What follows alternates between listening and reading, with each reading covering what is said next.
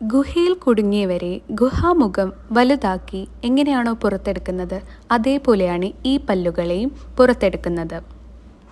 വായിൽ പൂർണ്ണമായും പൊടിച്ചു വരാത്ത ഈ പല്ലാണ് ഇമ്പാക്റ്റഡ് ടീത്ത്. ആദ്യം ഈ പല്ലിന് ചുറ്റും മരവിപ്പിക്കും. എന്നിട്ട് പല്ലിന് മുകളിലുള്ള മോണ ചെറുതായി കീറും.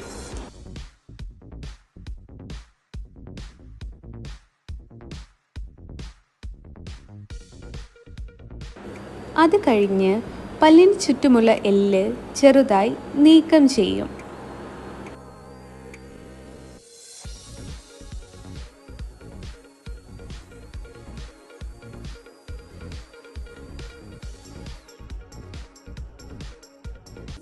പല്ലിനെ രണ്ടോ അതിൽ കൂടുതലോ കുറുകെ മുറിച്ച് ചെറിയ കഷ്ണങ്ങളായി പുറത്തെടുക്കും.